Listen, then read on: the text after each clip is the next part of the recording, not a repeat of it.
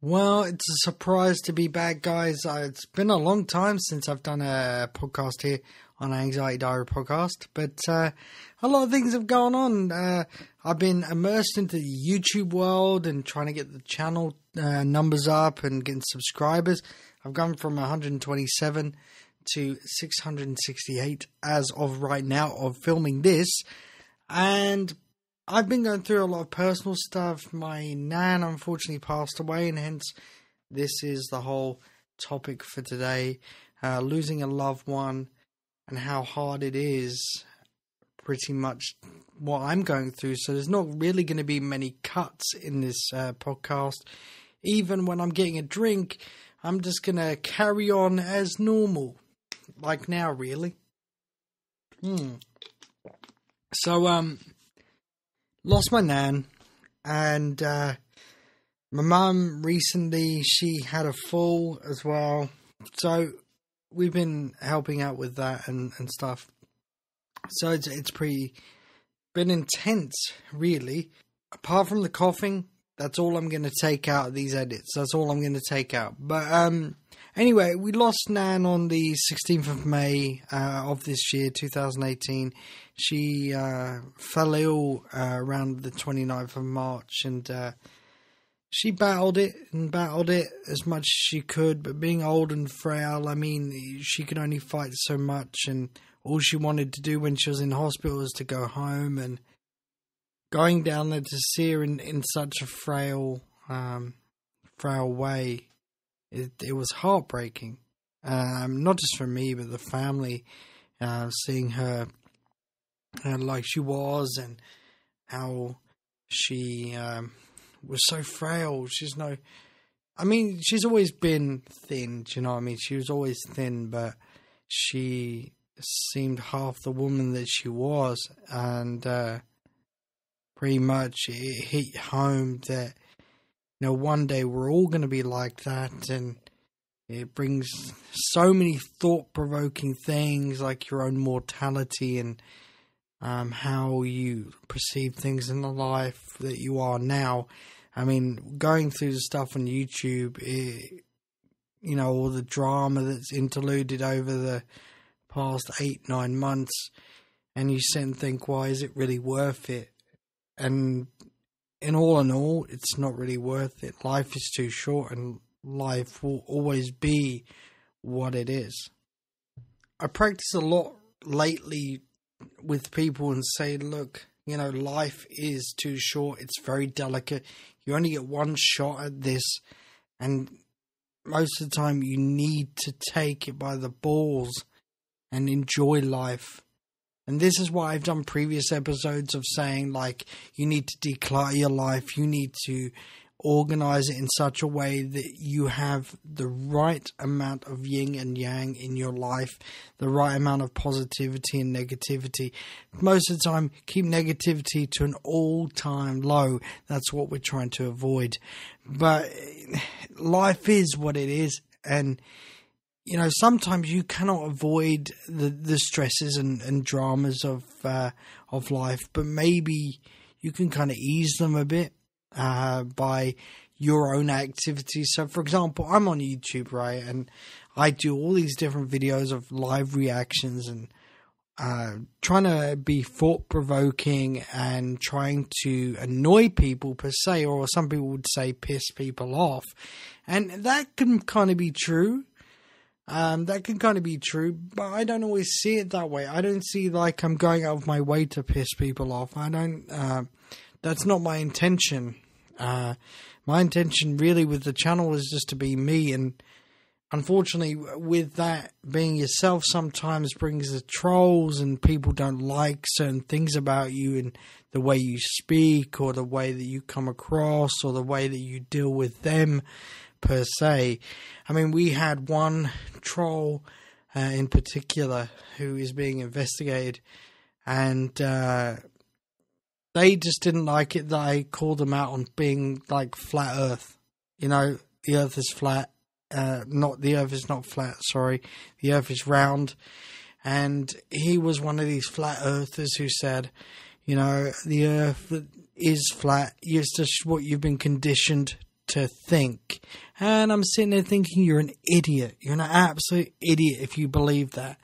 And ever since, this has been going on for 3-4 months now, like trolling, weird accounts of my own name, weird innuendo kind of accounts in my name. And I sit and think, well, what the hell are they doing? Like, these are people that are meant to have family, right? Children. And they're sitting there trolling somebody instead of looking out for their children. Think about that for a second. Think about that. Anywho, away from that side stuff that I was just talking about with the trolls and stuff, because this isn't, I was going off on a tangent, but it is what it is, you know, life is what it is. My nan, we lost her, like I say, on the 16th of May, and I mean, it was a shock. I was doing a 7-day live stream at the time, and during that live stream, my nan, I found out she had passed away about an hour or half an hour before that. And I tell you, it hit me like a ton of bricks. A woman that I said, you know what, Nan, you're going to live to your 120. She always goes to me, oh, shut up, Mark. She goes, oh, shut up. And it hurt. It hurt more than anything, because for a good solid year, I would ring her up every single day. Sometimes I would go a few days, sometimes because of like different things that go on. But most of the time I made such an effort to keep ringing her every single day to make sure she's okay, to make sure that she had everything she needed. And even to this day, all family members, you know, we go to pick up our phones and go to ring Nan, and we can't. And that is so heartbreaking.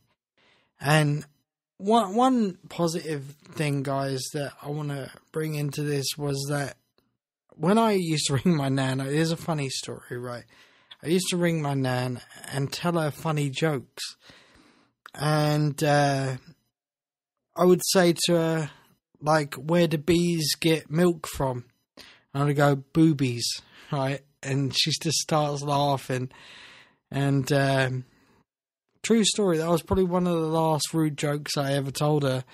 And also I would ring her on the Friday, and if I couldn't ring her on the Saturday, I'd say, I'll ring you on Sunday. I'll ring you on the Lord's Day.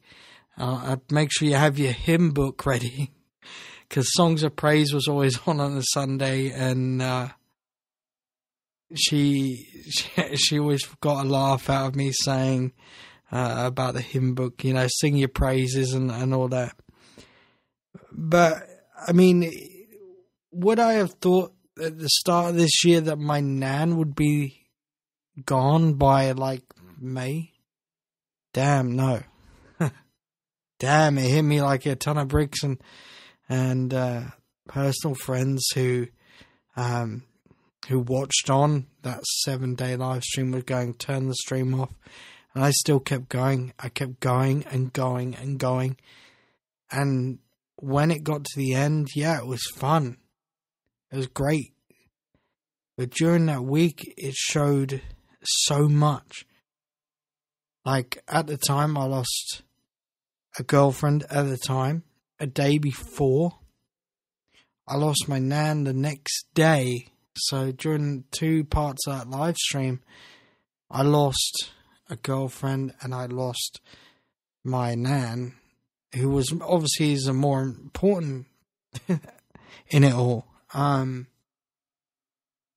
But damn, even to this day, I cry and I cry, and it doesn't take away the hurt. It never will. I would always remember that girl.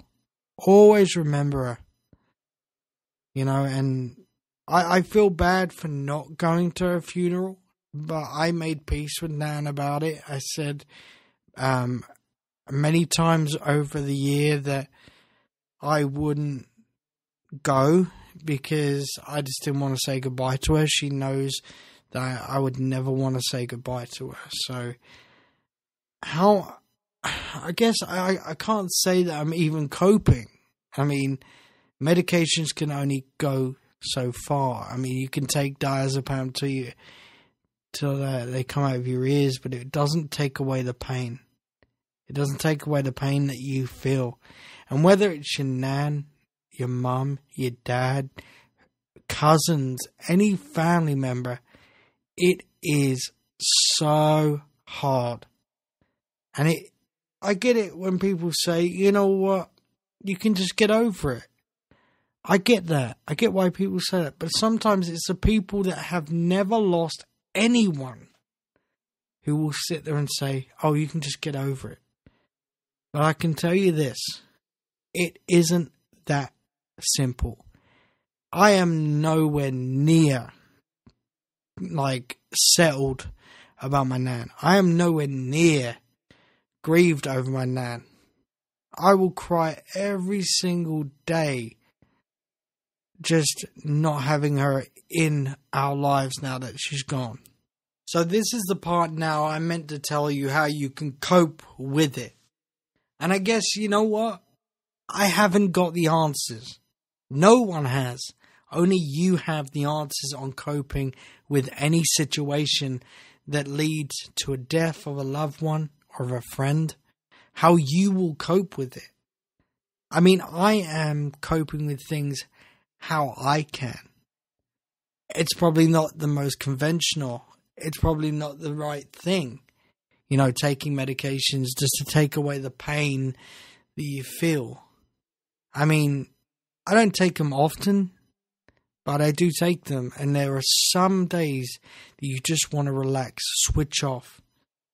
Sometimes you can't get that. Sometimes it's there in the back of your mind all the time. And hell, it's like going to hell and back. It's no feeling in this world like losing somebody that was so close to you, and then all of a sudden, they're not there anymore. That is one of the hardest feelings to get over, no matter what you go through. I've been told to just keep busy. And that's easier said than done when it comes down to it. Like, that is easier said than done. And especially, like, I spend most of my time in my bedroom. I don't hardly leave it. I don't really have a social life. I don't really have a life as such. I mean, I just immerse myself into writing books or laying down. Or it just depends what goes on in my life. But it's not much of one. I haven't got much to take my mind away, because some people use music as a mechanism, and I use music, but then it will play like Elvis Presley. My nan loved Elvis Presley, so you try and avoid that, because if you play Elvis Presley, it makes you cry. And I wouldn't say tears of unhappiness. I would say tears of joy, because in terms of Nan, like, she was in a lot of pain. She was suffering a lot near the end. And, you know, she's out of the pain now. And that's all that matters. But Elvis Presley was somebody she loved. She adored Elvis Presley. And whenever I play one of his songs, it makes me cry. You can tell in my voice now I'm trying not to cry. But I'm not the only one hurting in all of this. Like, the family and her friends and people that knew her. You know, I'm not the only one. So don't think I'm being kind of selfish and think, oh, I'm the victim. When I'm saying, you know, everyone who was fortunate and blessed to have her walk into our life, or their life, should I say. You know, she touched many people. She was a very strong-willed individual. And, you know, coping without that person is so hard. And I can't put into words on how that really makes me feel, apart from tears and when we told, my dad told the kids that Nan had gone, we all just cried, and it does hurt. I still cry now because I can't pick up the phone to her and talk to her and say this rude joke or anything that made her laugh. I always tried to make the best conversation I could for her. And, if it's anything that comes out of this and you're listening up to this point, if I could give any advice, is if you haven't lost a loved one, appreciate them. Do it now. Do it while you can. Don't leave it to fester. Don't leave it till I did for the last year. Giving. Do it all the time. Don't leave it to fester. Take whatever opportunity you can to be with that loved one. Take whatever opportunity you can just to appreciate the time you have with them. Because this time on this earth is short. So you need to appreciate what you can and when you can. Because God only knows that when your time is called, you're called. You have no way to stop it. You have no way to prevent it. You cannot put a stop to it. So appreciate what you can. Appreciate the small things in life. And don't look back. Live a life you are going to be proud of. Don't live a life that somebody else is either.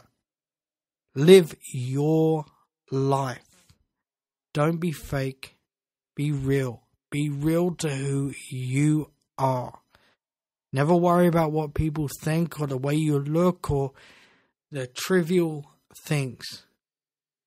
Appreciate everything around you, because one day it will be gone and all you'll have is bad memories.